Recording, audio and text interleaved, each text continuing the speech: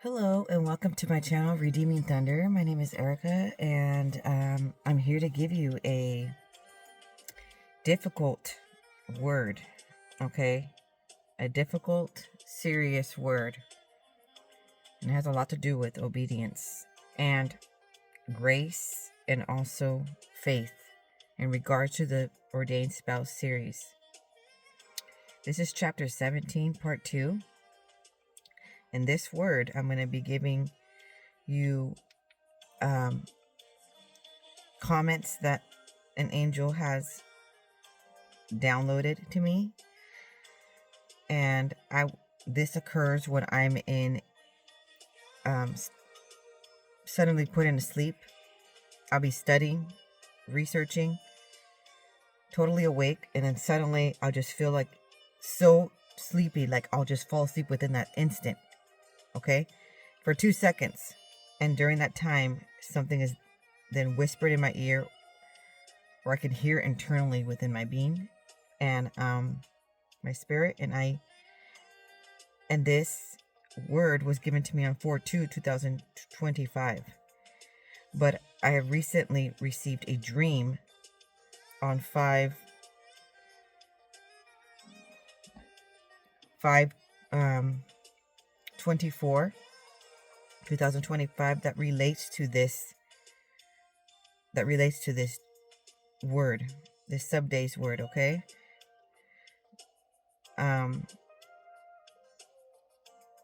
So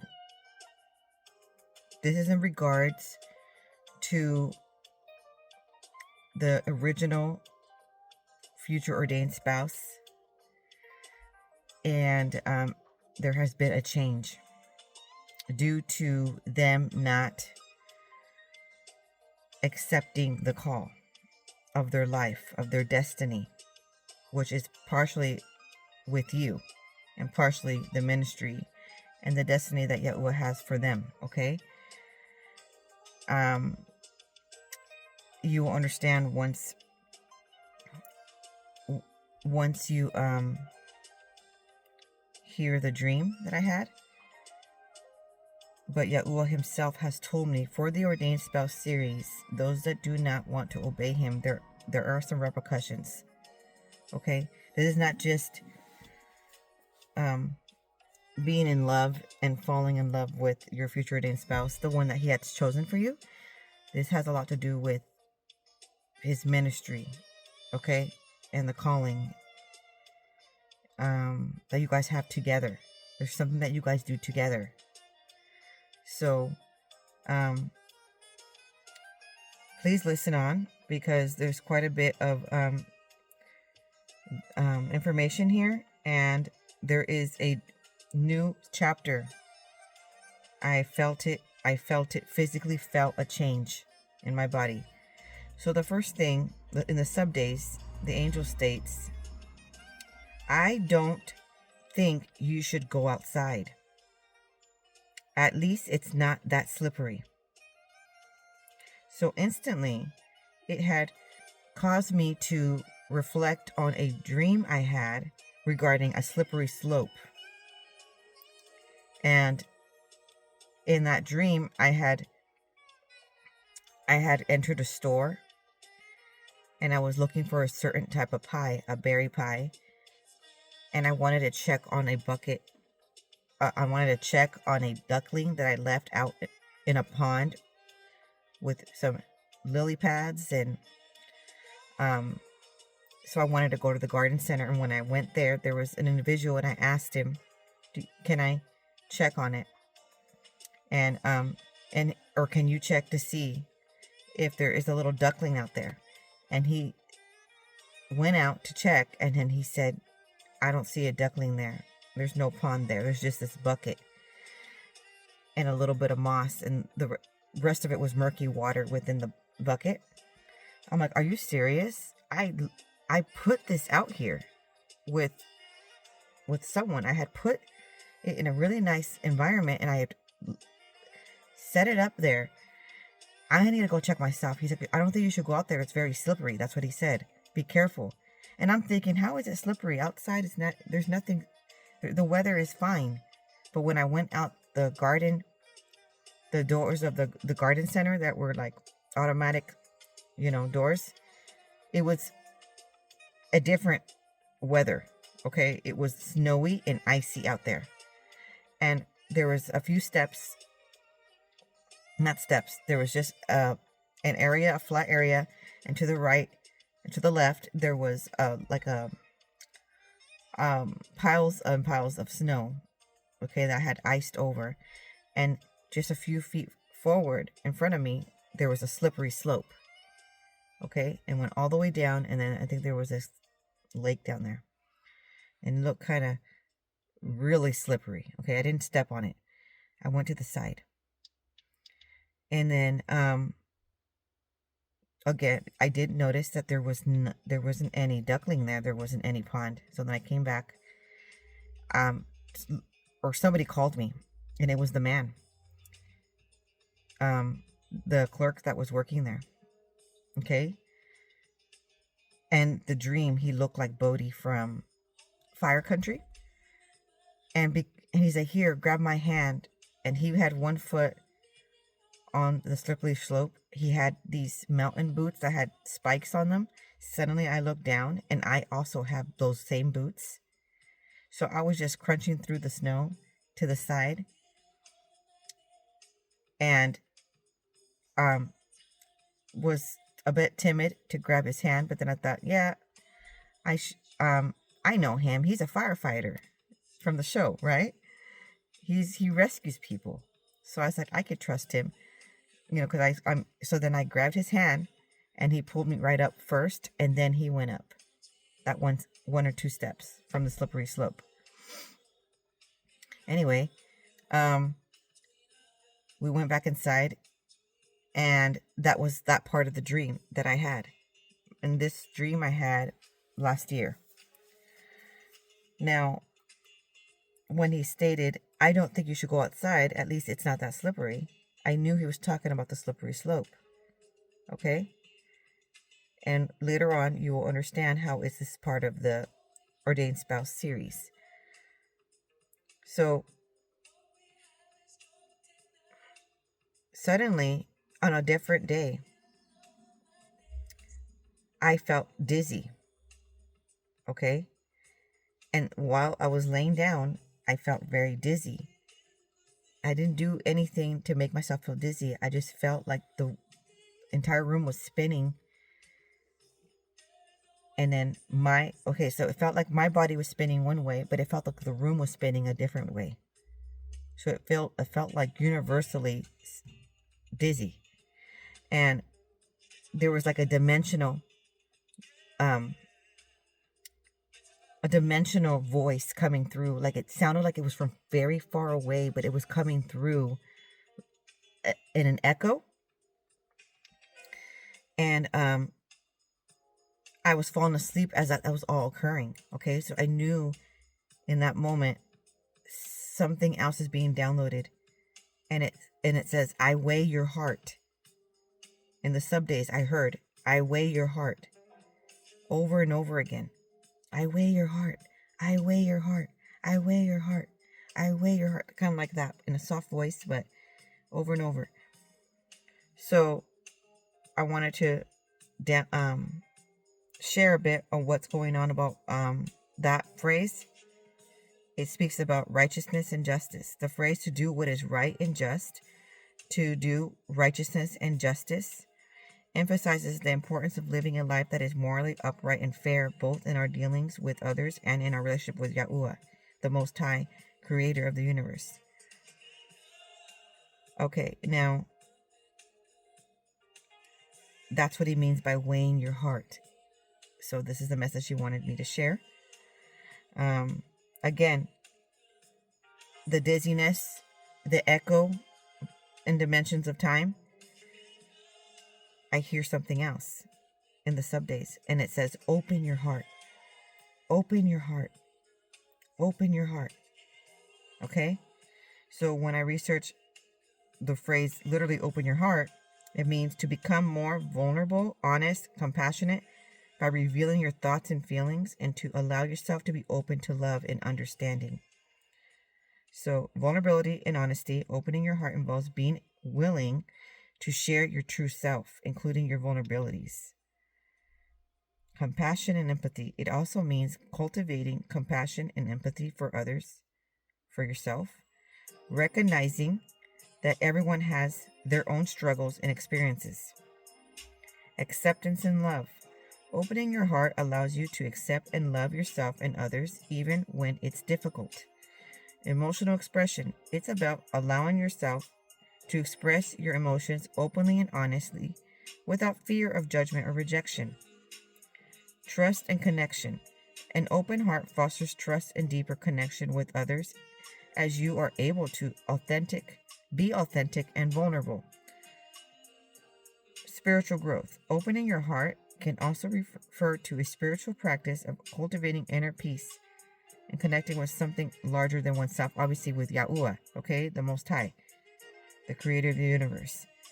Now, these are all these attributes that are needed when you're entering that union. You need to not be your old self, or if you were with someone that did not allow it to be freely acceptable for you to be vulnerable and share your feelings, going into the ordained spouse relationship, it's not going to be the same. Okay, they are all in. They will want to know your vulnerabilities. They're willing, they are compassionate. They have the heart of Yahuwah, so they want to grow with you. Okay, so he wants to just have you already have that open mind about having an open heart, and that he weighs your heart. He's looking for righteousness and for you to be living a morally correct, upright path. Okay, so then I heard in the subdaze, see, I see. And when he says that, usually he means I perceive or I notice. So you perceive something in your spirit. You internally know an instinct. It's a gut feeling. Okay, when you're trying to figure out how does Yahuwah speak to me, these are sort of the ways that he does. He gives you a feeling internally where you already know what to do without even, let's say, talking about it out loud. Okay, now he will see also is he'll probably want you to physically notice something on this earth. Okay, it refers to understanding, to I get it, I follow, and that makes sense. Okay, so what's going on is when you are running into your future ordained spouse, okay, when that occurs, and this is going to be the actual, because there was a redo. If you watch the other videos before this, you will understand that there had been a redo. And not because there was anything wrong with you. It was because the first option, Yahuwah has options for you. The first option was not going to take the call, not because there's anything wrong with you. It's because they weren't going to be brave enough to take the call. Okay? They were not going to take the call because they were too scared to do it. So they were not going to follow through with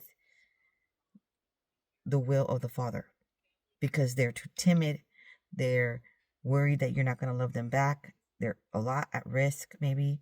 Maybe the counterfeit is putting a lot of threats, and they're just scared and they're not brave enough to do what they were supposed to do. But it doesn't mean that you're still left with nothing. It means that Yahuwah already had another plan, and he's already was downloading the other plan as of December. So already had all that going on. You just had to live it though. Okay? You just had to live not the reason why is because there's a dimension of time. So nothing that you can do will then convince you're not the chaser. The man is the chaser. Okay? So if you're the man, you need to chase the woman. You need to you need to be the instigator. You need to say it first. Don't wait for her to do it. I know that in this culture, in this day and age, women just go out and just ask guys out and blah, blah, blah. But Yahuwah is old-fashioned and he's doing it his way. And there was a dimension of time. There was a time frame where he had allowed and given that chance to that individual. And maybe you saw some things. You saw some signs. Okay? You lived certain things. But then all of a sudden, you got confused. Because then the next step wasn't taken. That's because Yahuwah already moved on. He moved on from that person. And they missed their chance. I know you guys are thinking, I gotta look perfect. My temperament's gotta be perfect. You know, Yahuwah's not looking for perfect. He's looking for righteousness. Nobody's perfect.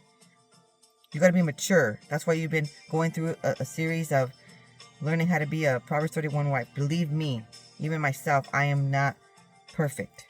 Even though I'm giving these prophetic words, okay? I am not perfect here. Even those going into the promised land, you're still not perfect, even though you made it to the promised land.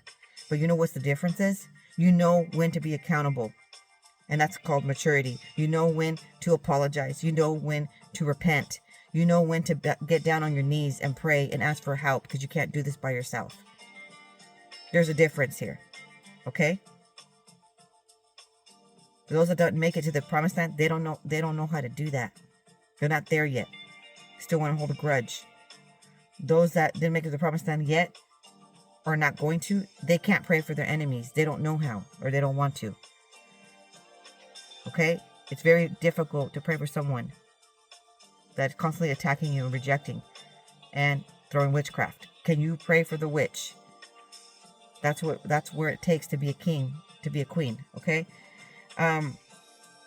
So that was a side note. But on 4/7/2025, I heard zooms, like a car, a very, I didn't see the type of car it was. I don't know if it was a Corvette. I have no idea. Okay. But it was a car that was zooming really fast down the street. And it didn't occur down the street in real life. It occurred in the spirit. I heard it. There was a moment where my son also heard those zooms. Okay, just confirming with me during this time frame that I heard it, and there was no other person heard it during that time but himself.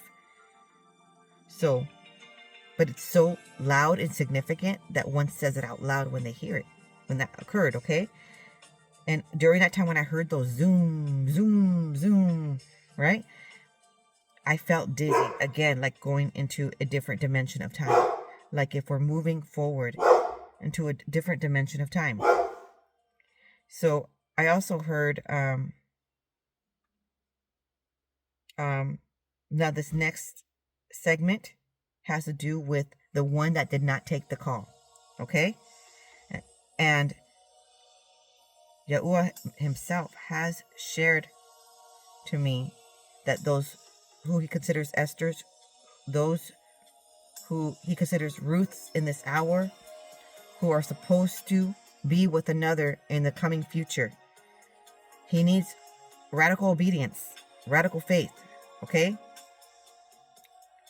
And he needs you to take this seriously and all in. And actually go forward and obey him. He has expressed in different words that it could be of plagues if one doesn't obey. Be serious, because he needs you guys together. You guys do something together that you may not be aware of right now, but your offspring, your relationship together is going to bring him glory, okay? And it's going to ignite faith in others, because it's going to be so beautiful. It's going to be so lovey-dovey. It's going to be so amazing that's going to flood over them. Okay? And it's going to save people for his kingdom, just you two being together. That's how amazing it's going to be. You just got to trust him. So anyways, this dream that I had, it was on 5/24/2025. Okay, so then this is what happened.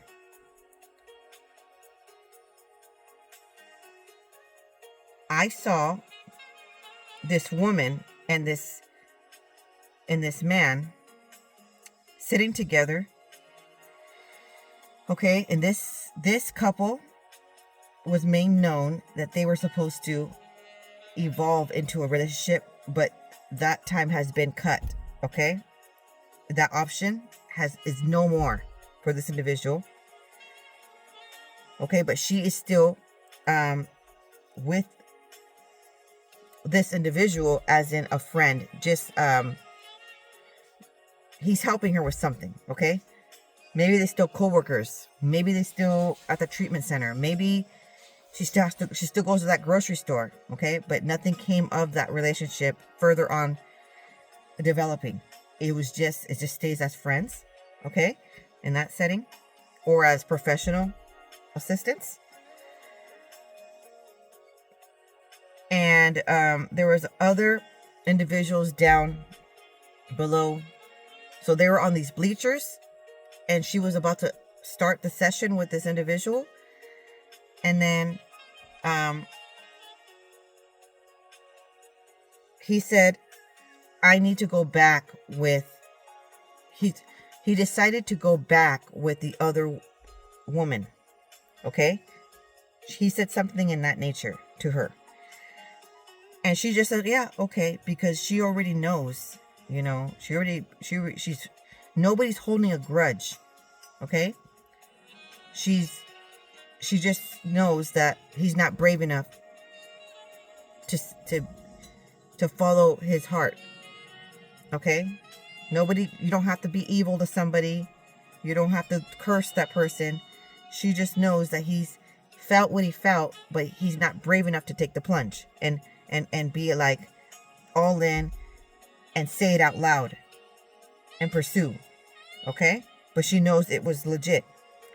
So she's just like, oh yeah, okay, And then so he says goodbye, and he walks down the bleachers, and she stays sitting there, and she's a little bit sad because she's thinking he's going to go back to somebody that's probably is not like the true love, the one and only, the one that, is really, really going to care for him. So she feels sad for him that he's not going to experience that. She already knows Yahuwah has another plan for her, but she's just sad for him. Okay? But she sees him go down the walkway, and she went through the crowd of people that were also needed his assistance, and he passed them as well. And then he walked back, and he walked back to her and says, actually, I'm no longer going to have this job, so I'm no longer going to be able to assist you in training you, or whatever the case may be that he was helping her with. Okay, he says, I'm going to be getting a different job. And he says, I'm going to be working on a ship. So he left. He went back down the bleachers, and he walked down again. And when he walked down, she saw that he went down a slope. Okay? And there was rough terrain, and there was huge boulders. And he walked down, all the way down the slope. And so she got a little bit worried now, because she thought, that slope has these huge boulders, it looks kind of rocky terrain, like gravel road. She doesn't want him to fall. Okay, so she gets off of her seat because she could see that she can no longer see him going down, so she has to get up and now go closer so she could see. She wanted to make sure that he got down there safely. And when she got closer to she walked down the walkway, she passed a group of people, and as she looked down, okay, and I'm up on this elevated, like, higher area to view all of this. That's how I could see in the dream. So she sees that he's all the way down the slope, and he has this giant fish, and he's like a fisherman on a huge ship, and it's like, now she got really worried because she's like, oh my gosh, she's like in this tempest, ocean waves. There could be tempest storms there. It's a hard labor job instead of being what he had before. Okay?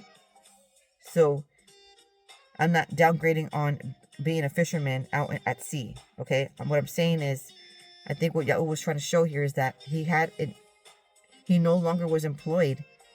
I don't know what occurred there, but he did not work what he was trained to do. He was now in some other profession where it was harder labor. You had to really work hard for your money. Okay?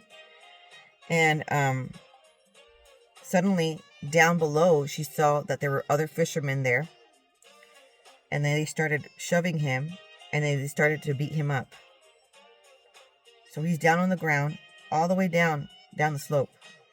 And she's like, oh my gosh, she's like, stop. And she's yelling, stop. Don't do that. But of course these men they don't stop. So and this man is a strapping man, okay? He is very strong. Very. He's tall and he's very strong. He's muscular. And he's trained in some combat. So for him to get beaten down, it must have been quite tremendous amount of attack. Okay? And then she cares for him as an individual, as a brother in a brotherly, as a brother in Christ. Okay? Kind of like in that type of level. She does not want anything bad to happen to him. Okay? So she sees him in fetal position, laying on the ground. Now he's not moving. Suddenly the scene changes, and he's on a sidewalk laying down near a busy road, and there is like a shopping center, stores around about. Okay, and then he says out loud, but in a quiet voice, I need to get back to her. Still talking about the one that he was supposed to break ties. Okay? He says he can't leave her. So I'm not sure what that entails. But he still feels this loyalty to go back. And he couldn't move much. So then it was also learned that he didn't live far where he was left. So then this woman says, I can carry you. So she literally picked him up. This man is bigger than her, okay? He's taller than her. He's way bigger than her. So it would seem unusual that she's picking him up. But she is. And she's holding him up in her arms, like carrying him, like cradling him. And she's like amazed that she can actually carry this man. Okay? But at the same time, she's just doing it. It's only about a block away where he lives. So there she is, taking step by step. She could feel the weight of it. Like she could feel her legs feel some weight. There is no pain with holding him, though. There is no pain in the arms even holding him. It just feels like each step feels like it's heavier, right? So there she is. She's taking him where he wants to go. Because again, Yahuwah was looking for willing hearts, okay? And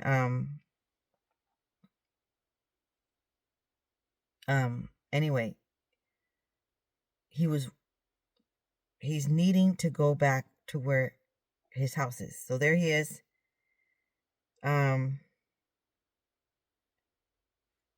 And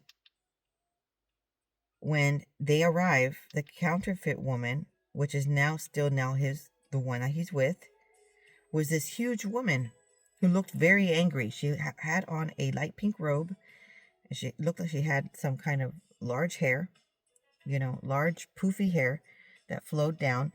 and she looked very like angry on her face, almost swollen, and she was mad that he wasn't home yet. You know, there was some delay, obviously, because he was super injured. Anyway, the dream ended where I saw the woman holding him in her arms, and he needed to then get there, but the other woman saw that he was being carried. Okay, so this is the thing: you're gonna come across people in your life, and Yahuwah does this on purpose. Okay, whether they treat you good or whether they treat you bad, he does this encounters, or he gives you dreams of certain people, because the whole point of it is so that you can pray for them. Sometimes he even brings these enemies to your life and has them persecute you in order for you to have a moment to pray for them, because he knows that you're favored by him and he will hear your prayers. He's probably not going to hear theirs, but they need a real prayer thrown their way. Many. So he has to have them interact with you so that you could pray for them. Okay? Not pray for them so that they revert back to you and see the real calling. That time has gone and passed. Pray for them for whatever spiritual warfare that they're going through, because that looked like complete devastation and desolation. He lost it all. Okay? It didn't look like things were going great. Okay? So in this, I started reflecting what is this interpretation of this dream, and I started to think there could be a bit of punishment. There could be a bit of judgment occurring to those who do not take, are not willingly. Everything is a choice, okay?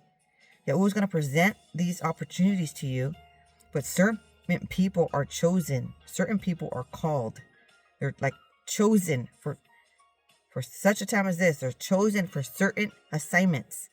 And one of the assignments is to listen to what Yahuwah summoned you for that calling. Okay?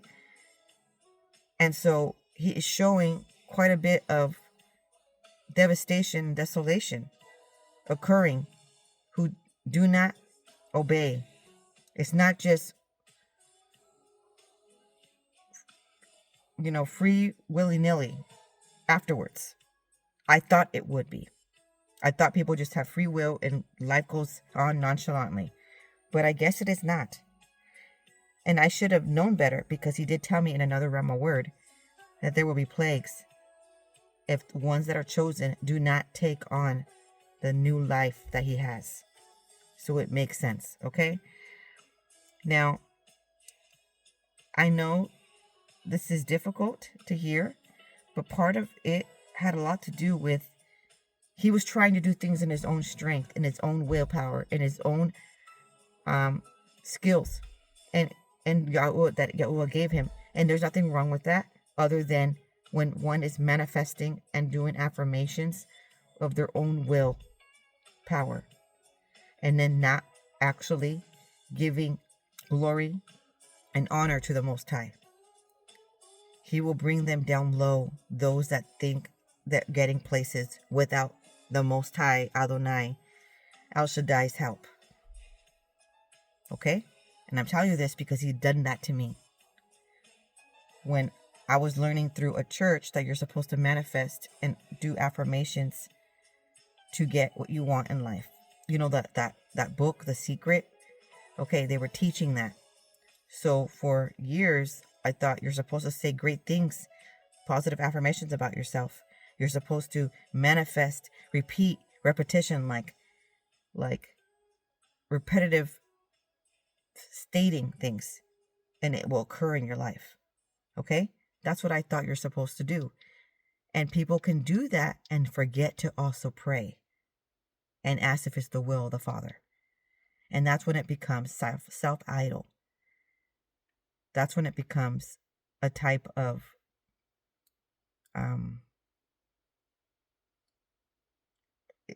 witchcraft or so. Okay? When one is trying to get places and do things and accomplish things without honoring the Most High and gathering His blessing for it. There's nothing wrong with stating positive things in your life. There's nothing wrong. But also say, may it be your will be done on earth as it is in heaven. Also say, thank you for providing me this opportunity to work at this job. Give the Most High the honor and glory. Don't say, I got here, I got to this position, I got to this with only my own skill set and my degree even, and nobody else contributed. Don't have that mentality where nobody else contributed and assisted you. That's very dangerous. That's when Yahuwah out of nowhere will just swipe it all away. Just, okay? And so I don't want that to occur. And this looks like it occurred because I know this because this individual does do affirmations and manifestations. And they are learning it from a group of people. That this is just normal behavior. Okay? So I just wanted to throw that out there. Now, on 4/7/2025, now Yahuwah is speaking about the ordained spouse, your future ordained spouse. There has been a change, okay? And he is still talking about your future ordained spouse. So here he goes saying, remember when I heard the word, the zooming vehicle? Okay, so now he's touching base on that, and he's saying, he comes, zoom quick. He's going to make a move. So when Yahuwah speaks to me, he just speaks direct.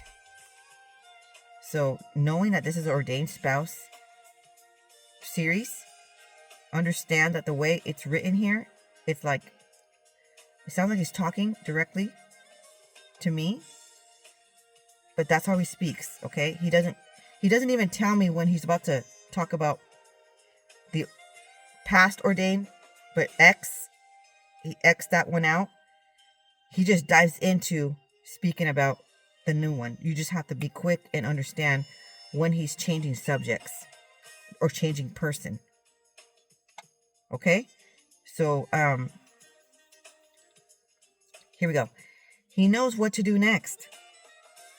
And he says to tell you that you pressure him to do so. By your lovely laughter, your peaceful demeanor, he's going to create chaos for you to want him, for you to need him. See, what's interesting is with these future ordained relationships, it has nothing to do with being feminist. Okay? It has a lot to do with you being feminine and a lot with the individual being masculine and being all in, ready to take care of his wife. Okay? And be everything that she needs. And apparently, with just that little phrase that he said, I'm getting the idea that this individual likes to feel needed, wants to feel wanted. I know you have maybe experienced relationships in the past, or maybe still, where the man does not want to be needed. He wants you to handle business all on your own. He wants you to maintain the household. He wants you to maintain all of the chores. He wants you to maintain all of the upbringing of the children. If you don't have children yet, he thinks you're going to. He wants you to not need any type of assistance, of any kind of care, of any kind of comfort even. No shoulder to lean on. Just be happy, go lucky at all times. That's the only emotion that you feel. Never even upset. never even sad, never like emotional.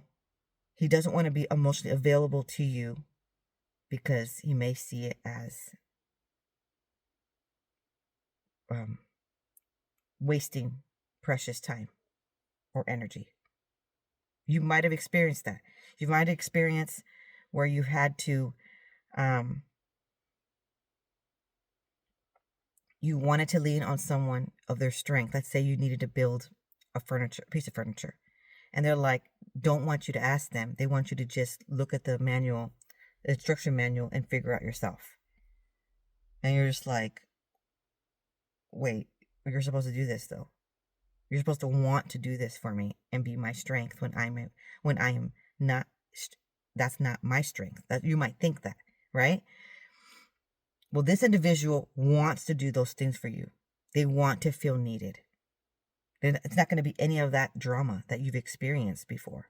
I hope this is really sounding like a different type of relationship, because it truly is going to be. Okay, then he says, okay, so this comment just has me reflect on many of the individuals out there waiting for their future ordained spouse. Could be men, women, okay? You have been broken. Okay? He's going to see that, and then he's going to want to fix every broken piece. And he waits for you. Okay? So then, in this individual, you will be able to express your affections freely without feeling it as one-sided, or with an ulterior motive, and or with like feeling empty, like insecure. You won't feel insecure, okay? Because he's going to need you. He's getting desperate that he can't see you every day, he says. Okay, so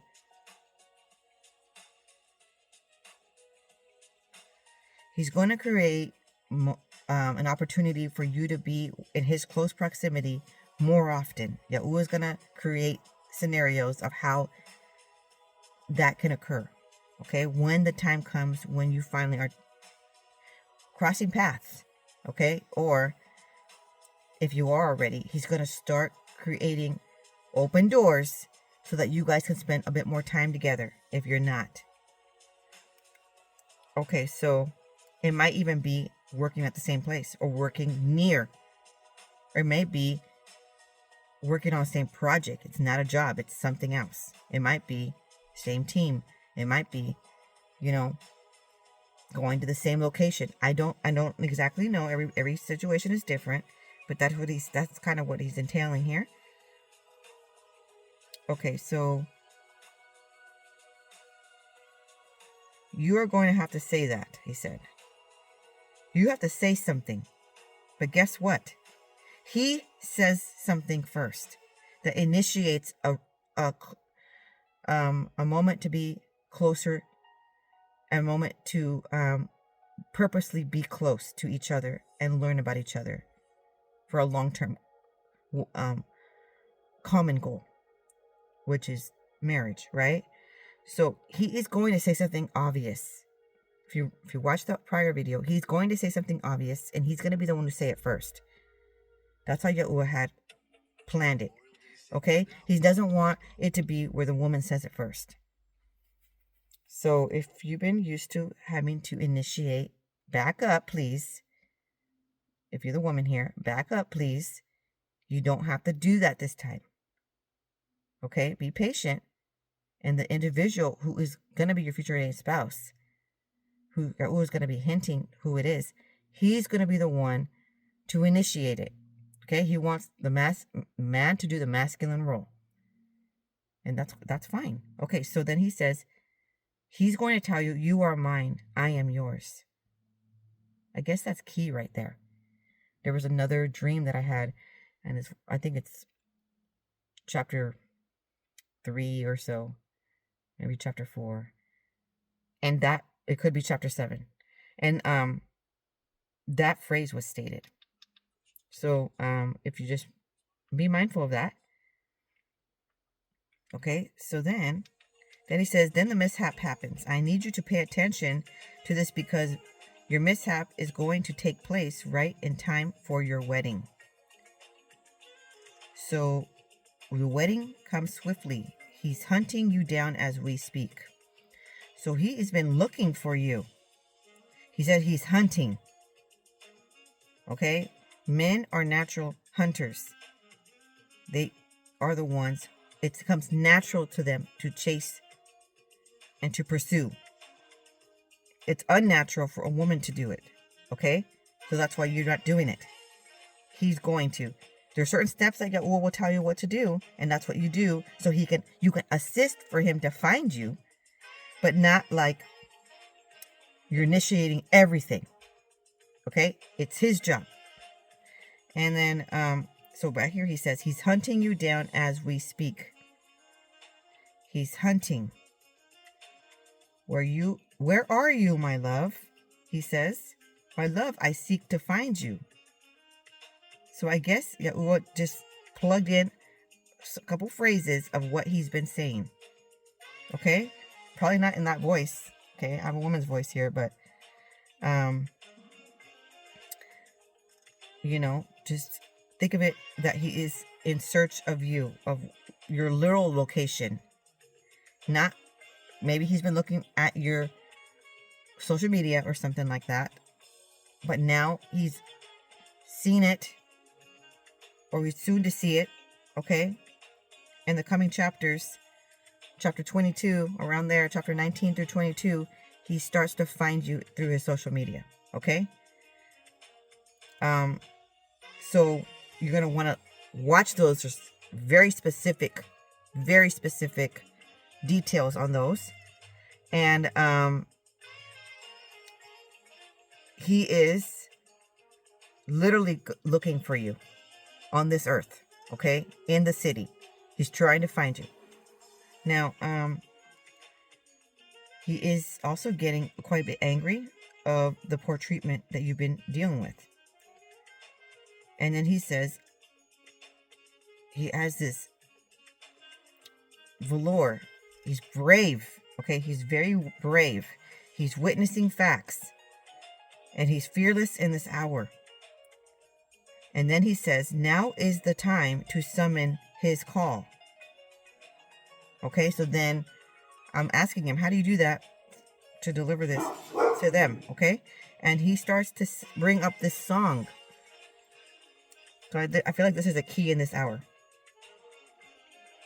To sing this particular song in this hour. So the song is, and the angels cry, holy, all creations cry, holy, you are lifted high, holy, holy forever. Okay? That's a song that popped into my mind, like if he gave me this key to deliver for you guys, okay? That praise, okay, is going to ignite something in the heavens. It's going to allow the angels to launch forth and to assist in the matter to help him find you, okay? And then he says, you sing praises to me. I take care of the rest. What a relief, isn't it, that Yahuwah is helping you? And you don't have to do all of it all by yourself. Okay, so relax. Don't stress. Okay, so now he is stating a few more details. He needs you. So the individual, your future day spouse, he actually needs you. Okay? He also needs to feel needed by you. And so he says, when it comes time when you two are interacting together, give him compliments. Okay? And this is what's interesting. It's actually quite romantic. What he states here is what your future ordained spouse is saying to you. Okay? He says, I need you more than air to breathe. I need you. You are. And then Yahuwah chimes in here. And he says, Yahuwah, I say Yahuwah, you know, that is the real name of, the Hebrew name of the Most High, our creator of the universe, okay? So that's why I use his name. I always say Yahuwah from now on. Okay, so he says, you are of his rib. And when his rib is not near, it feels as though he can't breathe well at all. It will only feel mended if you are near. I made it feel that way to ache for you so that he can feel the pressure to state what he needs to say to you. So, I mean, have you ever cracked a rib? Have you ever fractured a rib? I have, and it is quite difficult to breathe, okay? I know that feeling. So others have experienced all other things, you know, other injuries or whatever, and they have experienced it and they know what I'm talking about. So he wanted to give some type of analogy, but he's actually putting forth that actual feeling physically now. Because if he doesn't,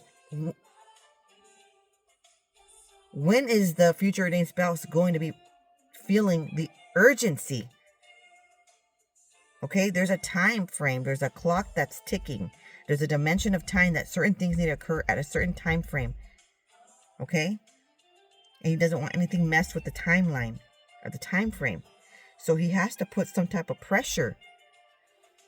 So he's literally making it as where you assist him with breathing calmly. Okay? And freely. And you are needed so that he can feel mended together. And he said there's going to be an ache. Okay? So he needs to say to you what he needs to say. It's going to relieve a whole lot of pressure once he says it. So, I felt a bit of that panic and a bit of that like rush of you know, urgency, because I know what that rib fracture feels like. Okay, and it is quite painful. It's really hard to move. Okay, it aches. Some warm heat does make it feel better, but when you're just walking around and you don't got that heat pack, it really hurts. So yes, Yahuwah, it means business here. Okay, so now he says, you will cry because it will be so precious. The favor of Yahuwah is upon you. And he says, I must breathe, he says. He's like, he will think it's a lack of sleep or a lack of food or drink. He will think at first it's just tension. It's just, you know, a hard workout that he got hurt. Maybe he was playing a sport and he, you know, maybe got a little injury. He might think that it's that. He'll just go through all the options and see, no, it is not any of those things. He only feels better once you're near. Okay, then in the subdaze, I'm falling asleep again. I'm typing all this. It's taking hours. I'm be spending time with the Most High, Adonai, and spending time with him, okay, in a secret place. And then suddenly I put in a quick sleep, okay, like 2 seconds, and I hear, I'm going to bring you a body butter. And then he says, so then I ask, oh, you want these individuals to give a gift of some kind of body cream? And he says, yes. It will be manifesting my glory. The kindness exalts me. When you are kind to other people, okay, especially to your future ordained spouse, it brings Yahuwah glory because he sees that the love will be growing. Okay? So then in the subdaze, again, I fall asleep for 2 seconds again, and then he says, Virtue Britannica. So then I literally go on the website, on the internet, and I'm like, type in virtue, and I type in, you know, definition in Britannica. Obviously, Encyclopedia Britannica. He wants me to look up that exact definition within that exact sight. Okay? It's purposeful. He's very detailed. It's so amazing. And then it means morally good behavior or character. The Britannica Dictionary definition of virtue is morally good behavior and character. Okay? I urge you to lead lives of virtue. So then it goes further. What are the 7 virtues? Britannica. Okay? And then each of these can be overcome with the 7 heavenly virtues. The number 1 is humility. Number 2 is charity. Number 3 is chastity. Number 4 is gratitude. Number 5 is temperance. And number 6 is patience. And number 7 is diligence. These are the attributes that Yahuwah wants us to have. Okay, so now digging deeper at what chastity means, because I don't know if many people know what that means. It's quite vast. So I dug a little deeper. Is about being responsible and respectful managing of one's sexuality. It's not just, this is AI overview, okay? It's not just about abstaining from sex, but also about how one thinks, feels, and acts in relation to others in the context of intimacy, and involves self-control, moral purity, and a commitment to living a life of integrity, especially in matters of sexuality. Okay, so now there's some examples. Beyond abstinence, chastity is more than just refraining from sexual activity before marriage or after marriage.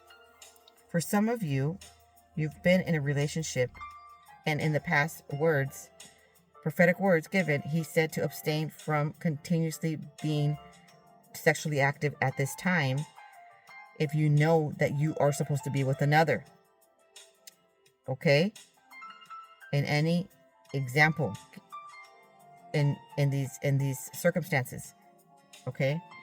You're supposed to not be with the one you're with. You're not supposed to be still, involved with them in that type of intimacy level.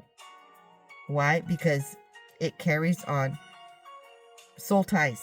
You're not supposed to be having a soul tie with past and who you're supposed to not be with, when you're supposed to try to create a soul tie with the one who Yahuwah has ordained for you. Okay? The other thing is, it brings on other familiar spirits. Okay? Like, it's a spiritual connection in that moment of intimacy, and then it's a spiritual transaction. So if the other person has not been holy, okay, not been purified in consecration, set apart, etc., etc., etc., and then they're also not following the ways of Yahuwah, okay, they don't have a lot of the fruits of the spirit, they don't have, etc. Plus it's also fornication and or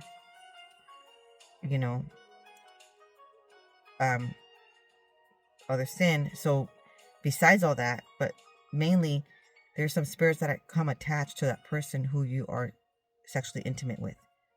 So when the time comes, you will have that type of intimacy with the one that you're supposed to be with. Okay, so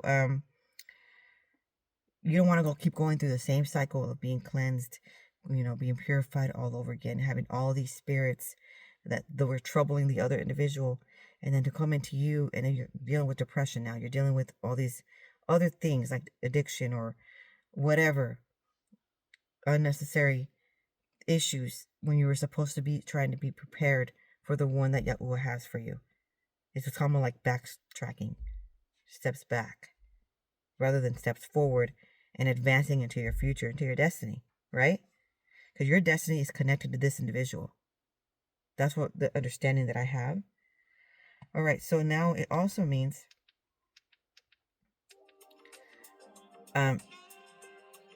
chastity involves respect for others, so respecting the dignity and boundaries of others, both sexually and emotionally.